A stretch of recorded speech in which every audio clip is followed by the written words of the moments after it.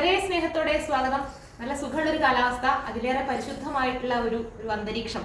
മലപ്പുറം ജില്ലയിലെ തുപ്രങ്ങോട് ശിവക്ഷേത്രത്തിന്റെ മഹാശിവക്ഷേത്രത്തിന്റെ അടുത്തുള്ള തിരുമംഗലത്ത് മനയിലാണ് നമ്മളിപ്പോ ഇവിടെ വന്നപ്പോ ഞാനൊരു വ്യക്തിയെ പരിചയപ്പെട്ട സ്ഥിതിക്ക് എനിക്ക് നിങ്ങളുടെ അടുത്ത് അവരെ കുറിച്ചുള്ള ഡീറ്റെയിൽസ് പറയാതിരിക്കാൻ വയ്യ. ഉണ്ണികൃഷ്ണൻ മാരാരാണ്. അപ്പൊ അദ്ദേഹം ഇവിടെ കുട്ടികൾക്ക് ചെണ്ട പഠിപ്പിക്കാൻ വന്നിരിക്കുകയാണ്.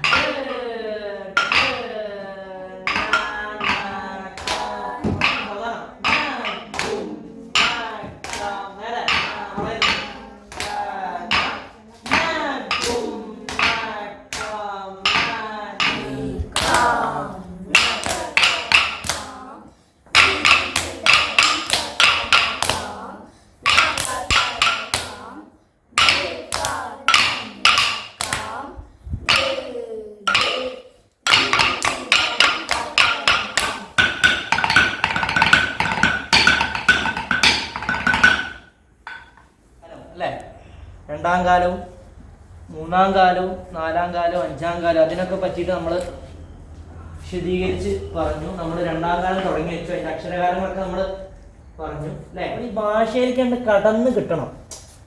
ഇപ്പൊ ഈ സംഭവം ഇപ്പൊ നമ്മൾ തക്കിട്ട് നമ്മൾ കൊട്ടുമ്പോൾ എന്താണ് താ കീ താ കീ ടാന്ന് കൊട്ടുന്ന സാധനമാണ്.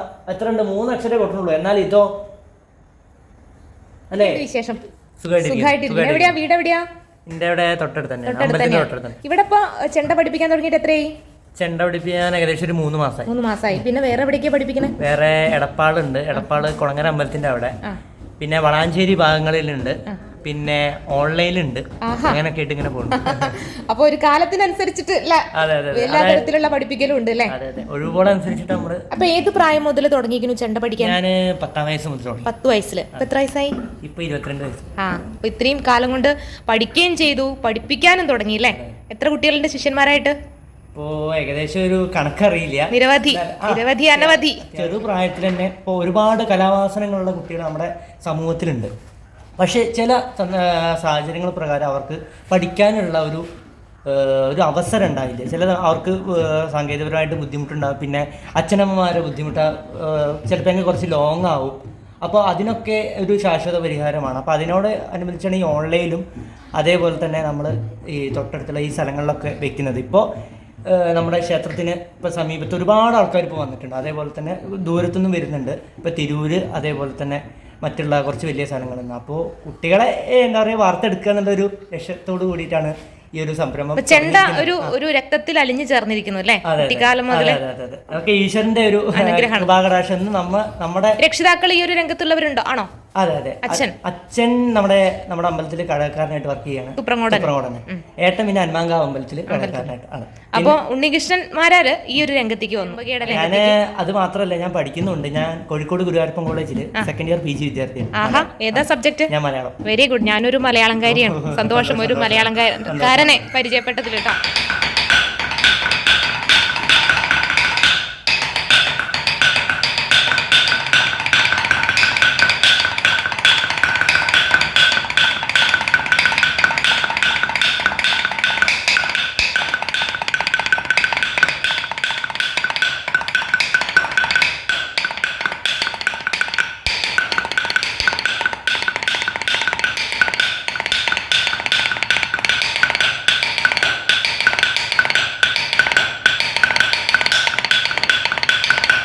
എങ്ങനെയാ ഇതിന്റെ ഫീസും കാര്യങ്ങളൊക്കെ?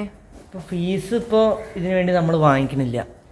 ഇല്ല. അതെന്താണെന്ന് വെച്ചാൽ എനിക്ക് ഇതൊരു പകർന്നു കൊടുക്കുന്നത്, ഒരു അറിവ് മറ്റുള്ളവർക്ക് പകർന്നു കൊടുക്കുന്നത് എനിക്കൊരു സന്തോഷമായതുകൊണ്ടാണ്. പിന്നെ അത് മാത്രമല്ല, നമ്മളെ അടുത്തായതുകൊണ്ട് തന്നെ എനിക്ക് ഒരു ഒഴിവ് സമയങ്ങൾ, കാരണം വൈകുന്നേരം അത്യാവശ്യം പരിപാടികളൊന്നും ഇല്ല. അപ്പം അതുകൊണ്ട് പിന്നെ ഈ ഒരു ഇതിലേക്ക് ഒരു സന്തോഷം. അതെ, അത്രയും നമുക്കറിയുന്ന കല മറ്റുള്ളവർക്ക് പകർന്നു കൊടുക്കണേ.